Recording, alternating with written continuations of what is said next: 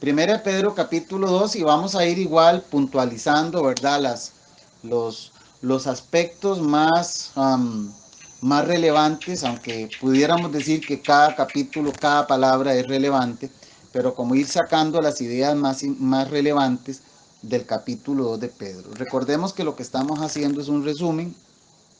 A veces hacemos preguntas, a veces solamente hacemos el resumen como tal. Todo depende cómo se presta el tiempo, ¿de acuerdo? Damos inicio en el capítulo 2, repito, 1 Pedro 2, versículos eh, del 1 en adelante. Nosotros aquí estuvimos estudiando, hermanos y hermanas, en el capítulo 1 y en el capítulo 2, estuvimos viendo lo que tiene que ver con lo que la Biblia le llama, o Pedro le llama, la leche espiritual no adulterada. Y el apóstol Pedro habla de lo que tiene que ver con desear. Siempre hemos pensado, y la mayoría de creo que todos los eruditos, todos los estudiosos de la Biblia, aceptan, creen que la leche espiritual no adulterada se refiere a la palabra de Dios. Y el apóstol Pedro aquí nos dice que debemos desearla y ese deseo tiene que ver con un anhelo intenso, y lo compara con el anhelo con ese deseo que los niños recién nacidos tienen por el pecho de su madre y la leche materna. Entonces el apóstol nos dice que como niños recién nacidos debemos desear esa leche, y a la vez nos habla de desechar. Si usted ve al inicio del pasaje, dice desechando toda malicia, engaño, envidia, detracciones, eso tiene que ver con calumnias. Entonces es una acción que va de la mano. El deseo de la palabra va de la mano con el desechar esas cosas que evidentemente a Dios no le agradan. Y Pedro comienza el capítulo de esa manera. Hermanos, les dice, ustedes cristianos, ustedes lo que tienen que estar es deseando la palabra de Dios. Denme un segundo para cerrar aquí, hermanos. Ustedes deben desear aquí la palabra de Dios. A veces los cristianos perdemos un poco el objetivo que Dios nos quiere trazar y estamos anhelando otras cosas, ¿verdad? Pero el apóstol Pedro nos dice, anhelen la leche espiritual, que es la palabra. A veces nos encontramos anhelando más las cosas de este mundo, las cosas materiales, eh, los placeres, los paseos, las diversiones. Y yo no estoy diciendo que eso sea malo, simplemente que eso no es lo primario, eso no es lo que a veces nos desvela la casa, nos desvela el trabajo. Pero en la realidad el apóstol dice, ustedes deben anhelar la palabra de Dios. Y siempre este servidor insiste en lo que es la palabra, porque es justamente la palabra de Dios la que nos va a nosotros ayudando a ser mejores cristianos. Nadie es un buen cristiano de la noche a la mañana. Yo creo que ni con los muchos años logramos hacer ese cristiano excelente que nosotros quisiéramos ser, porque es una lucha constante. Pero lo que sí es cierto es que la palabra del Señor nos ayuda a, como dice el mismo apóstol Pedro, a ser mejores cada día. Yo creo que todos los que me están escuchando en este momento, sea a través del estudio virtual o sea a través del audio, todos estamos deseando, los que verdaderamente hemos nacido de nuevo, los que verdaderamente hemos tenido un encuentro con el Señor, todos queremos de verdad, como dice Pedro, ya que ustedes gustaron la benignidad del Señor, el amor del Señor, lo amoroso que es el Señor, ya que ustedes gustaron eso, ya que ustedes vivieron eso, ya que ustedes tienen esa bendición de haber gustado el amor del Señor, entonces ustedes tienen que crecer, que seguir creciendo, estar constantemente en esa búsqueda constante de ser mejores. Y así inicia el apóstol Pedro hablándonos. Nosotros vamos haciendo un resumen, ¿verdad? Muy rápido, pero usted tiene su Biblia ahí, usted puede ir degustando la palabra, viendo, yo solamente voy dando las ideas. principales. Luego el apóstol en el versículo 4, él hace una comparación. Y yo le llamo a esto una comparación porque el apóstol Pedro habla de piedras vivas. Y yo puse un ejemplo cuando hicimos la enseñanza, cuando la dimos, de las famosas piedras vivas que las vemos en la carretera y las piedras muertas. Las piedras muertas esas que hay en los ríos, que son piedras de barro que no sirven para nada. De hecho, usted les mete un golpe con algo, con un palo o con cualquier cosa, y ellas se desbaratan porque esas piedras son muertas. En cambio, las piedras vivas tienen otra función. Se usan en las carreteras, en las construcciones. ¿Por qué? Porque son piedras que de verdad son, y de hecho así se le llaman, piedras vivas. Bueno, a Jesucristo se le llama piedra viva. Pero lo interesante aquí es que a nosotros también nos llama piedras vivas. Pero nosotros somos piedras vivas por Cristo. O sea, nosotros no somos piedras vivas por nosotros mismos. Evidentemente, nosotros tenemos el privilegio de no ser una piedra muerta que se desbarata con nada por el sacrificio de Jesucristo en la cruz del Calvario. Entonces, hermanos, el apóstol Pedro aquí habla que nos acerquemos a él, a esa piedra viva. Esa piedra que fue desechada por los hombres, pero dice que para Dios es escogida, es preciosa, y vimos que ese preciosa es de valor. Y entonces nos dice que como piedras vivas, nosotros, esto tiene que ver mucho con la edificación, porque está hablando que como piedras vivas seamos edificados, como casa espiritual, es como un edificio que se está construyendo y donde cada uno de ustedes y mi persona vamos siendo parte de ese gran edificio que al fin y al cabo se llama la iglesia de Jesucristo o el cuerpo de Cristo como se le conoce también. Todos aquellos, ¿quiénes son parte de ese edificio? Todos aquellos que genuinamente, de corazón, de ese creer que le llamamos ese creer profundo, ese creer de verdad, ese creer que transforma. Todos esos que hemos creído de esa manera somos piedras vivas y somos edificados o estamos siendo edificados porque cada día se están agregando más piedras vivas a ese gran edificio que es el cuerpo de Jesucristo. Pudiéramos entenderlo en la forma que Pedro lo está tratando de ilustrar, es como un gran edificio. O como le llama él, casa espiritual. ¿De acuerdo? Entonces es importante tener en cuenta eso. Nos llama también sacerdocio santo, y esto del sacerdocio santo tiene que ver mucho. El apóstol Pedro está tratando de hacer una especie de correlación o de paralelismo con el sacerdocio antiguo. Recuerde que Pedro le está escribiendo a cristianos que muchos de ellos estaban saliendo del judaísmo, con todos los ritos de la ley de Moisés. Entonces el apóstol Pedro le dice, ustedes son sacerdocio santo. O sea, y ustedes les dice, oiga lo que les dice, para ofrecer sacrificios espirituales aceptables a Dios por medio de Jesucristo, lo aclara. Ya no son sacrificios espirituales como el cabrito, el corderito, el palomino, que llegaban y se degollaban en aquel altar al frente del templo de los judíos. No, ya no es eso. Ahora nosotros somos sacerdocio santo, pero somos nosotros. Y nosotros ofrecemos sacrificios espirituales aceptables, pero son espirituales. Ya no es la sangre de aquellos animales. Ya una vez y por todas Cristo derramó su sangre por nosotros. De modo que nosotros, por eso nos llama sacerdocio santo. Ese cuerpo de cristianos que conformamos, valga la redundancia, el cuerpo de Cristo, somos un sacerdocio, somos un grupo de sacerdotes. Todos los cristianos somos sacerdocio santo y ofrecemos sacrificios, pero ya ahora espirituales.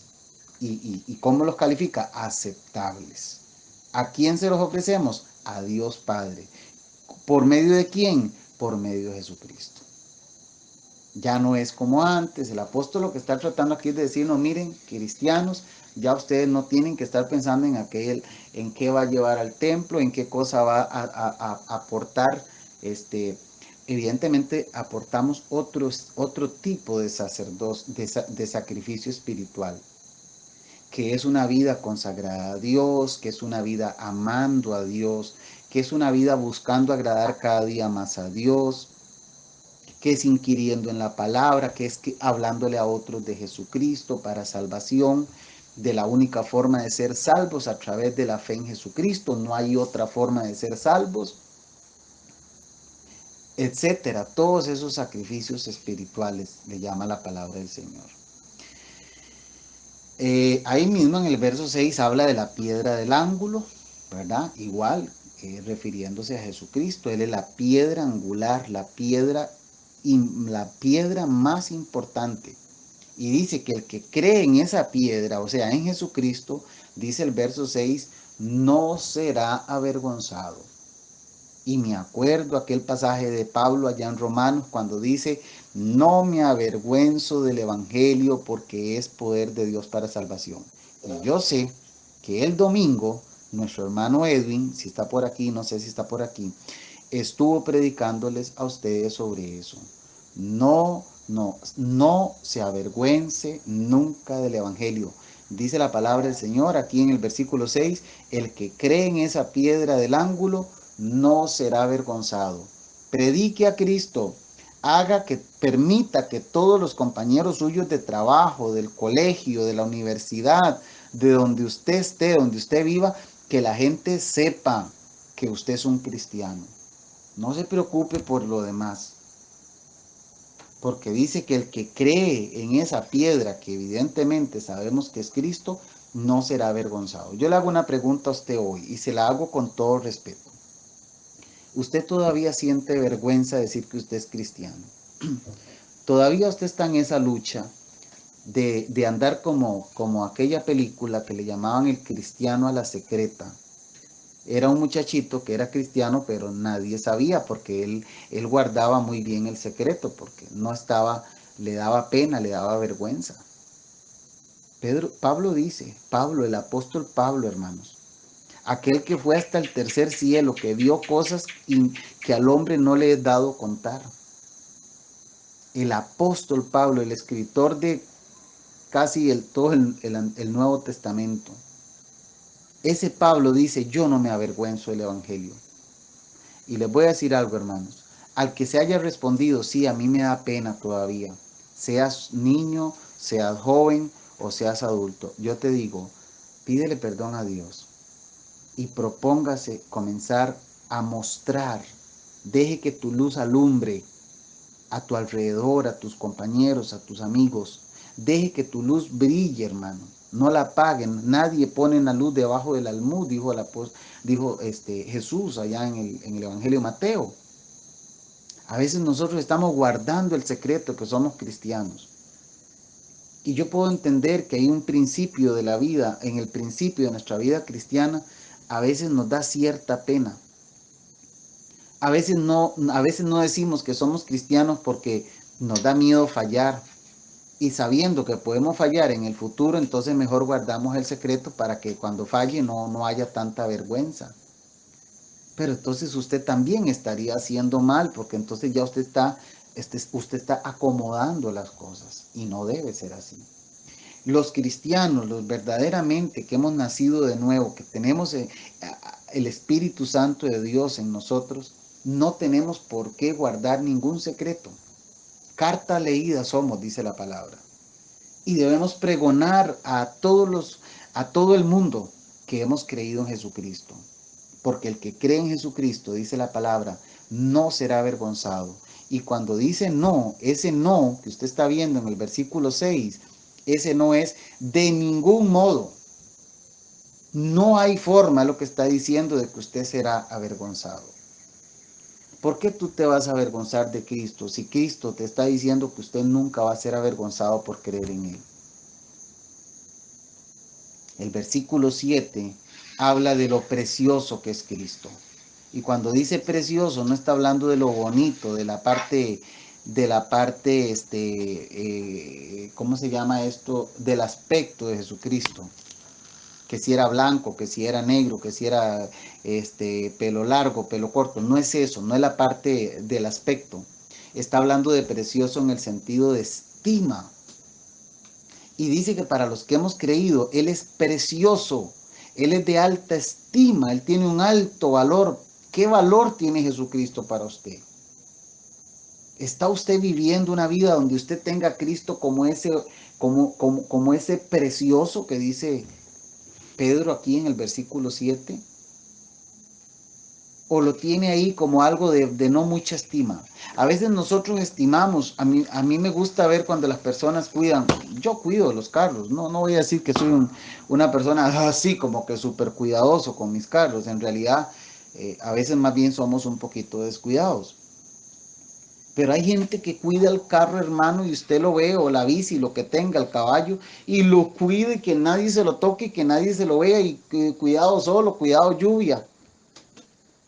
Porque estiman, porque es de gran precio para ellos. O la casa y la barren y la limpian y la barren y la limpian más. Porque para ellos es de gran valor esa casa o ese carro.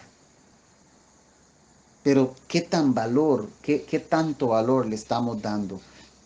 Y no dando porque nosotros le demos el valor a Él, no, ya Cristo ya Él tiene el valor. El asunto es cómo estamos nosotros viviendo, cómo estamos percibiendo ese valor de Cristo. Porque Él es precioso, Él es de valor.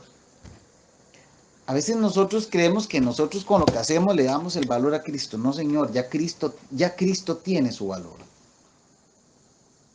Y Pedro quiere que nosotros entendamos que Él es precioso. Y por eso va a hablar más adelante en el verso 7 que hubo quienes lo desecharon. Y habla de los edificadores. Y esos edificadores son todos los judíos que lo desecharon, que lo mataron. Las autoridades judías, aquellos hombres que dirigían el pueblo de Israel. Esos fueron los que desecharon a Jesús. Los edificadores, los judíos. Y esa piedra de tropiezo los hizo caer. Dice piedra de tropiezo y roca que hace caer. ¿A quiénes? A este pueblo judío terco y desobediente que lo llevó a Jesucristo a la cruz del Calvario. Pero ellos tropezaron en la palabra, fueron desobedientes, dice el verso 8. En el verso 9, el apóstol Pedro nos va a decir varias características del pueblo de Dios, de usted y de mí. Y nos llama linaje escogido. Yo quisiera entrar nuevamente y enseñar todo esto, hermanos, pero obviamente por causa del tiempo no podemos hacerlo. Habla de que somos linaje escogido, eso tiene que ver con descendencia, con clase, de las familias. Dice que somos una familia escogida, un linaje especial, porque escogencia tiene que ver con algo especial. Nos llama real sacerdocio. Real, regio, majestuoso, somos un cuerpo de cristianos regio. La palabra regio quiere decir como bueno, importante, regio, real sacerdocio. Al pueblo de Israel se le llamaba, podemos ver, usted puede escuchar en las enseñanzas anteriores, un reino de sacerdotes, y es lo que nos está diciendo a nosotros hoy. Aquí en Pedro, real sacerdocio, nación santa, nos llama a nosotros. Y cuando usted se va al Antiguo Testamento, se da cuenta que al pueblo de Israel se le llamaba exactamente igual, nación santa. Pueblo adquirido por Dios, a Israel también se le llamó pueblo adquirido por Dios. Entonces, ¿qué fue lo que quisimos establecer en esto, mis amados hermanos y hermanas? Que lo mismo que Dios le dijo al pueblo de Israel, es lo mismo que nos está diciendo Pedro aquí a nosotros en el Nuevo Testamento. ¿Y qué es lo que entonces llegamos a la conclusión ahí? Llegamos a la conclusión de que nosotros hoy gozamos de los mismos privilegios, nos da las mismas características, nos nombra de la misma manera que al pueblo de Israel. ¿Por qué? Porque nosotros somos el nuevo Israel de Dios. Nosotros somos ahora el nuevo Israel de Dios. Y por eso hemos venido hablando de que no hay tal cosa como que el pueblo de Israel es uno y el pueblo gentil o el pueblo cristiano es otro. Somos un solo pueblo, somos un solo, la iglesia de Jesucristo, compuesto de gentiles convertidos y de judíos convertidos. Toda persona de Israel que hoy venga a los caminos de Dios, a creer en Jesucristo, evidentemente ellos niegan a Cristo, ellos no creen que Jesucristo es el Salvador, pero en todo caso, si alguno de ellos cree, que tengo totalmente seguridad de que muchos de ellos creen en Jesucristo, y nosotros, el resto, recuérdese usted la diferencia entre judíos y gentiles. Los hermanos que se ingresan, que están recién comenzando, tal vez de pronto me escuchan hablar de esto y no entienden la diferencia entre judíos y gentiles. Los judíos son todos los que descienden de Israel y los gentiles son todos los demás. Nosotros estamos dentro del grupo de los gentiles, pero somos gentiles convertidos al cristianismo. Entonces, los judíos que se conviertan al evangelio y los gentiles que se conviertan al evangelio forman, como dice Pablo a los Efesios, un solo pueblo, que es la iglesia del Señor. Por eso las características que Pedro nos está diciendo aquí en 1 Pedro son las mismas características que se les dijo al pueblo de Israel. Entonces, eso es una gran discusión, teológicamente hablando, eso es una gran discusión. Hay hermanos que siguen creyendo y pensando que Dios tiene dos pueblos, que tiene al pueblo de Israel por un lado y a la iglesia de Jesucristo por otra.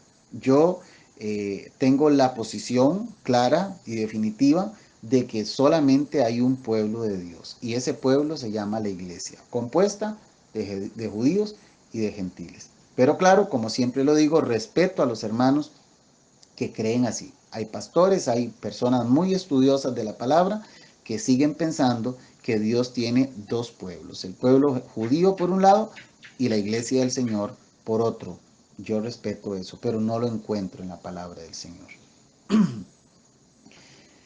Luego, bueno, ahí está la razón, ¿verdad? En el mismo verso 9 encontramos que la razón por la cual Dios nos llama de esa manera, real sacerdocio, nación santa, pueblo adquirido por Dios, tiene una razón de ser y es anunciar las virtudes del que nos llamó.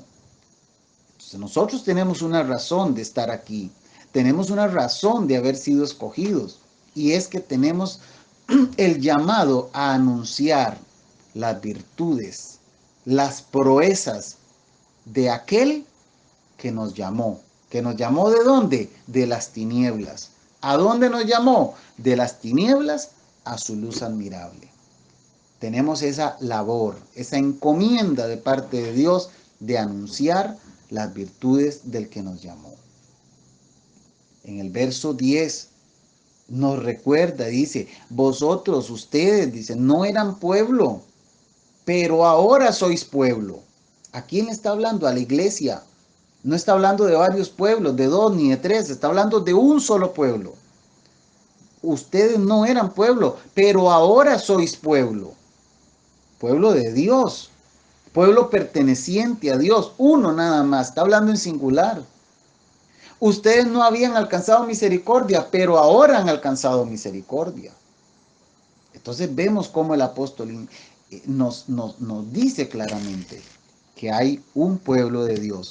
Él no habla de dos ni de tres hermanos. Yo respeto al que piensa así, pero ahí está claro y yo me sujeto a lo que la palabra dice. En el verso 11 el apóstol habla de un ruego. Habla de un ruego y ese ruego tiene que ver con abstenernos de los deseos carnales. Y aquí tiene que ver un poco con la conducta cristiana. Todos los deseos carnales que batallan contra el alma, todo lo que tiene que ver con los deseos humanos, con esos deseos, con esas pasiones, con esas tentaciones. que surgen de la humanidad nuestra. De eso dice, absténganse. Les ruego, es un ruego que está haciendo.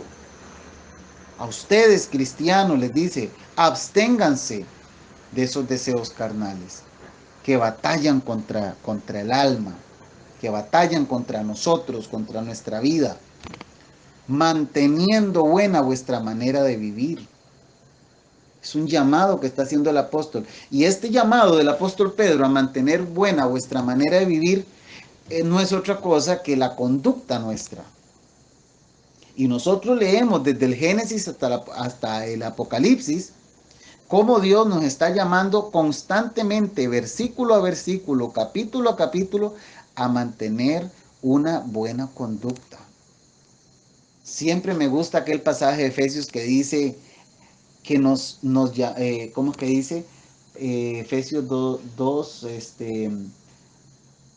para que nos llamó, dice, para que anduviésemos en buenas obras. Pero son cantidad de versículos en los que la palabra del Señor nos llama a vivir una vida apartados para Dios, apartarnos de los pecados, apartarnos de los deseos mundanos y mantener una conducta íntegra delante de Dios. Yo sé que vamos a tener fallas, yo sé que vamos a equivocarnos y una cosa no anula la otra. El hecho que Dios nos llame a mantener una buena manera de vivir no anula que podamos fallar. Sabemos que podemos fallar. No, yo quisiera no decir esto. Siempre digo, no, yo quisiera decir que ya no vamos a fallar más. Cuando venimos a los caminos de Dios ya somos perfectos y ya no vamos a tener ningún defecto.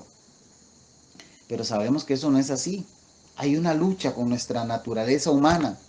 Espiritualmente queremos agradar a Dios. ¿Cuántas veces te has encontrado que quieres agradar a Dios? Anhelas con tu corazón agradar a Dios y cuando te das cuenta estás haciendo lo que desagrada a Dios. Porque hay una lucha entre nuestro espíritu renacido y nuestra naturaleza humana que no deja de ser caída. Que ya no hay razón para que nos siga esclavizando, pero que lamentablemente algunas veces vamos a fallar. Entonces el apóstol lo que nos hace aquí es un llamado más a mantener nuestra manera de vivir buena, dice, buena, con rectitud, honradamente. Todo lo que es bueno, no solamente lo que es bueno en sí, sino lo que es también moralmente bueno. Que haya en nosotros esa paz de saber que estamos haciendo las cosas bien, correctas. Todo eso es mantener nuestra manera de vivir buena. En el versículo 13, el apóstol nos habla del sometimiento a las instituciones humanas. Hablamos de eso también. El deber de los cristianos. Los cristianos tenemos que ser ejemplo de lo que es obedecer a las autoridades. No podemos andar por ahí diciendo, ahora con este asunto del Facebook, a veces uno ve los comentarios de los cristianos y uno dice, uy, qué feo que habla. Porque ya se expresa con palabras soeces, palabras pesadas, por ejemplo, del alcalde o del presidente o de los diputados.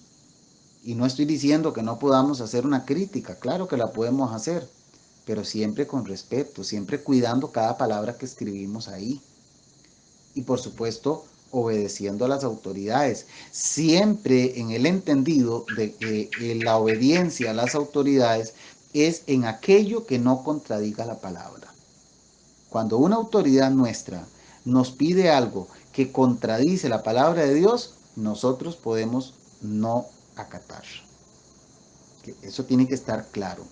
No es que yo ahora estoy haciendo tal cosa, estoy practicando tal cosa porque el jefe me lo dijo que tenía que hacerlo. Sí, pero eso va contra la palabra, sí, pero mi jefe me lo dijo. Entonces, como mi jefe me lo dijo, yo tengo que aceptarlo. No. Si la palabra de Dios dijo, Pablo dijo allá en Hechos, yo prefiero obedecer a Dios que a los hombres. Y si por eso tengo que morir, pues moriré. Y si por eso tengo que ir a una cárcel, pues iré a una cárcel. Pero no puedo ir en contra de los principios que la palabra de Dios establece. En todo lo demás debemos obedecer, sujetarnos a nuestras autoridades. Porque haciendo esto, dice el apóstol, que hacemos callar la ignorancia de los hombres insensatos, es decir, todos aquellos que están viéndonos para señalarnos, para criticarnos, pues entonces se van a dar cuenta que nosotros estamos verdaderamente dando el ejemplo. En el versículo 16, yo sé que voy un poquito rápido, hermanos, ahí me disculpan, pero hay que avanzar. Cualquier cosa ahí les queda el audio para que ustedes lo repasen. El versículo 16 habla de lo que tiene que ver con no usar la libertad como pretexto para hacer lo malo. Y esto lo conocemos nosotros como libertinaje. El versículo 16 nos dice que nosotros somos, que debemos, andar como libres. Reina Valera traduce como libres. En realidad ahí debería traducirse anden como libres. Es una forma de decirnos el apóstol Pedro que nosotros debemos caminar como libres que somos en Cristo Jesús. Pero aclara el apóstol que esa libertad no nos da licencia, no la debemos usar como un pretexto para andar haciendo lo malo. Y yo creo que eso lo hemos dicho, hermanos, y eso lo hemos repetido, porque a mí se me ha cuestionado, a mí se me ha dicho que es que yo, los que creemos en la seguridad de la salvación, somos unos libertinos, que enseñamos a la gente a pecar. Yo nunca he dicho que por tener una salvación segura, los que hemos creído de verdad, los que verdaderamente Jesucristo circuncidó nuestro corazón, los que verdaderamente nacimos de nuevo, nunca vamos a perder nuestra salvación, nunca. Sin embargo, se nos señala de que nosotros predicamos un evangelio que es peligroso, porque entonces los cristianos se pueden ir a pecar y que pueden ir a hacerlo, y que no, yo no digo eso nunca. Por el contrario, versículos como este claramente habla de no usar la libertad como pretexto para hacer lo malo, sino más bien dice como siervos de Dios. Así es como hay que vivir, como siervos de Dios. Y bueno, pues yo creo que eso es algo que debe estar muy claro en todo el cuerpo de Cristo y sobre todo en la iglesia de Westfalia y en los hermanos que me escuchan a lo largo en las diferentes partes. La libertad que tenemos en Cristo no es una libertad que se convierte en una licencia para pecar. Somos libres, debemos caminar como libres que somos, alegres, gozosos de que Cristo nos dio la libertad. Éramos esclavos del pecado, éramos esclavos de Satanás, estábamos atados al infierno, estábamos totalmente perdidos, dice la palabra del Señor. Cristo nos libertó, a libertad nos llamó Cristo, solamente que no debemos usarla como un pretexto para pecar. Y los hermanos más viejitos de la congregación saben que siempre estamos, porque la palabra del Señor es repetitiva, hermanos. Día con día que yo estudio la Biblia me doy cuenta que Pedro lo dice de una manera, Pablo lo dice de otra manera, y ahí vamos, Juan lo dice de otra manera, los profetas del Antiguo Testamento lo dijeron de otra manera, pero al fin y al cabo el mensaje siempre está siendo similar. Vivir para Dios, apartados para Dios, una vida santa para Dios. Sin santidad nadie verá al Señor. El mensaje repetitivo es que Dios nos salvó, hermano. Póngase a pensar por un momento, ¿qué chiste tiene que Dios viene y nos escoge, nos aparta, nos saca de la inmundicia, nos saca del pozo de la desesperación, nos saca del fondo del lodo cenagoso y nos pone en luz? Y ahora que estamos en luz, ¿vamos a volver atrás? No tiene sentido. Si nos llamó fue para que nosotros le sirviéramos. Si nos llamó, si nos escogió, fue para un fin, hermano. Nadie escoge para hacer ahí babosadas o para dejar las cosas botadas. Cuando uno mismo humano, cuando uno escoge algo, lo escoge con un fin, con un objetivo. ¿Cuánto más Dios? Así que el libertinaje está lejos de mi boca y lejos de mis principios y lejos de nuestra iglesia también. No es libertinaje, es libertad en Cristo Jesús. Porque lamentablemente algunas personas, algunos hermanos, algunos de ellos con buenas intenciones, no lo dudo, enseñan libertad, pero a la vez enseñan cadenas a los cristianos, que tienes que hacer esto, que tienes que hacer lo otro, que tienes que estar haciendo X. No quiero entrar ahorita en detalles, eso lo he dicho muchas veces, pero quieren poner cargas y más cargas y más cargas en los cristianos. Y los pobres cristianos hasta que andan ahí agobiados. ¿Cómo está, hermano? Aquí, pulseándola, tratando a ver si llego a la salvación. ¿Cómo es eso? Usted no es salvo entonces. Sí, pero tengo que estarla pulseando porque la puedo perder. Y aquí estoy viendo a ver qué bonito le hago al Señor para que me mantenga aquí en el libro de la vida. ¿Qué es eso?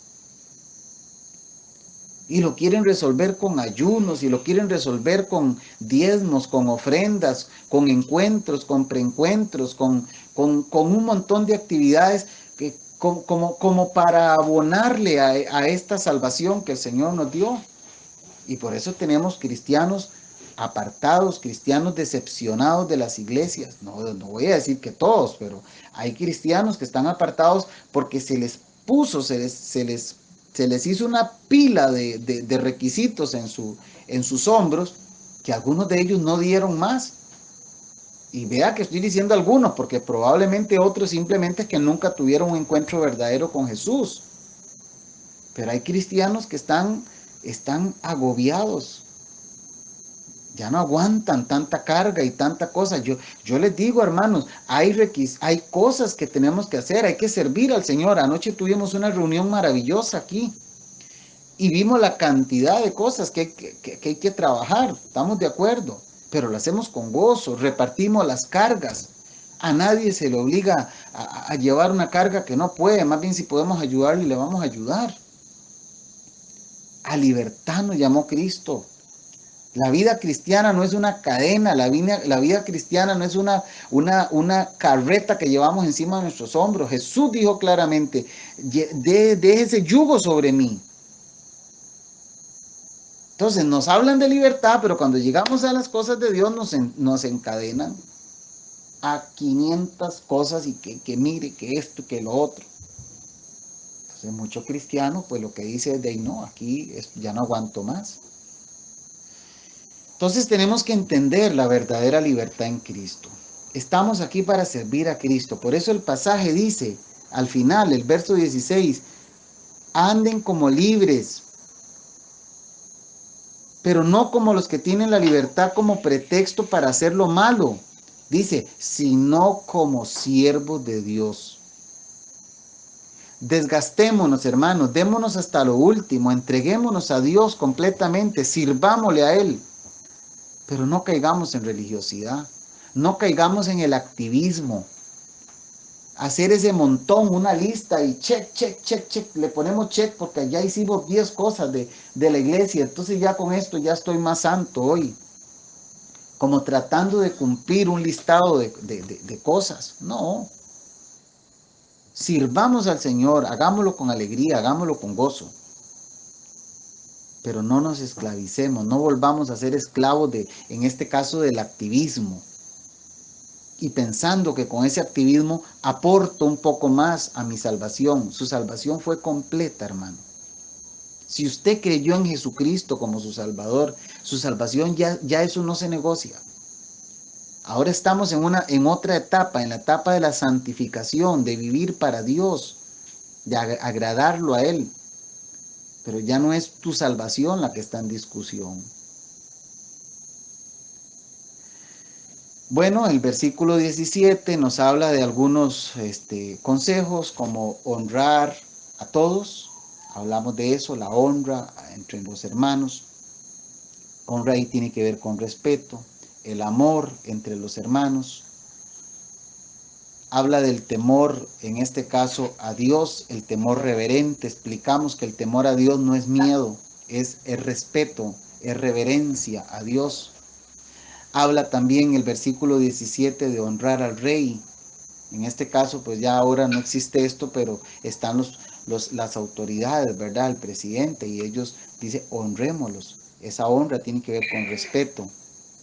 Habla de la relación en el verso 18 de los criados, la sujeción. Ya hoy, por lo menos aquí en nuestro país, eso no es una forma de actualmente, pero sí está el trabajador. Entonces, que el trabajador se sujete a su patrono en lo que la Biblia permite, como lo dije ahora anteriormente. Los versículos 20 en adelante de 2 de Pedro 2, el versículo 20 nos enseña que hacer lo bueno puede traernos sufrimiento, pero agradamos a Dios. A veces hacer lo bueno puede traernos sufrimiento, pero yo prefiero agradarle a Dios. El versículo 21 nos habla de un llamado, y ese llamado dice, fuisteis llamados.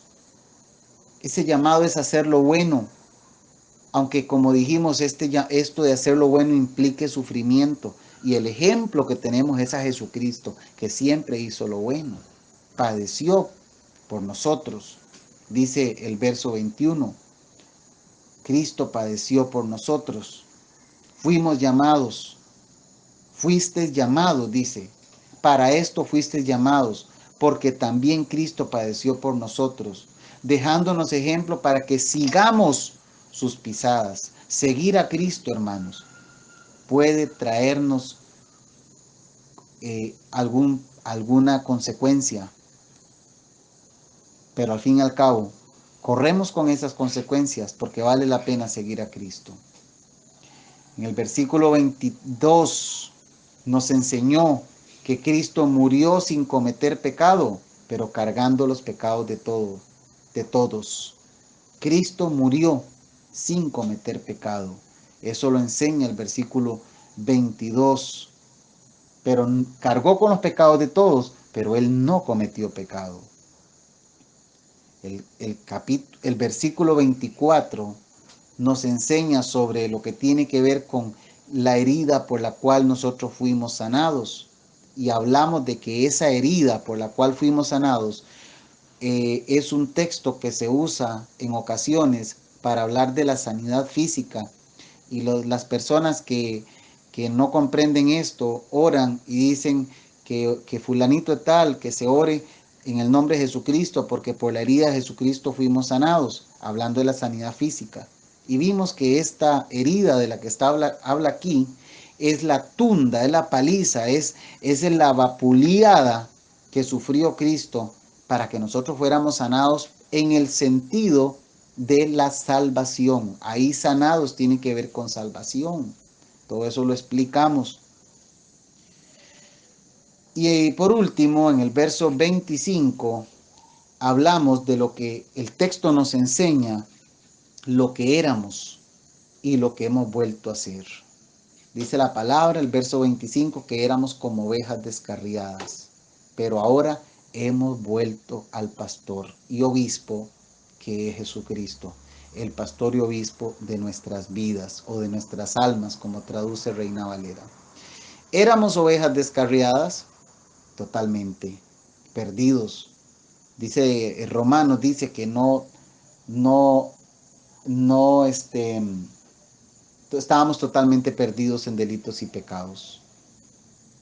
En realidad, hermanos, nosotros no éramos nada diferentes de esas personas que quizás a veces vemos por debajo del hombro. A veces los cristianos somos orgullosos y se nos olvida que un día estuvimos allá. Éramos ovejas descarriadas. Éramos, ya no, erais, dice. Hemos vuelto. La gloria sea para Dios que nos trajo nuevamente al redil, que nos trajo, que nos recompró, que dio su vida por nosotros, que dio a su Hijo por nosotros. Pero ciertamente no podemos olvidar, o no debemos olvidar, de dónde nos sacó el Señor. Muy bien, mis hermanos, creo que hemos llegado al final del capítulo 2, en este resumen fugaz que hemos hecho. Esperamos en Dios que este pequeño resumen sirva para refrescar ideas, para tener presente todo lo que hemos venido estudiando Y bueno, pues ahí quedan los audios para la, para el repaso de los hermanos que quieran. En YouTube están, puede buscar el canal de Iglesia Cristiana Westfalia y ahí puede encontrar todas las enseñanzas. Esto que hicimos hoy es un resumen, pero en el YouTube pueden encontrar ya más amplio en la explicación. Que Dios les bendiga. Buenas noches.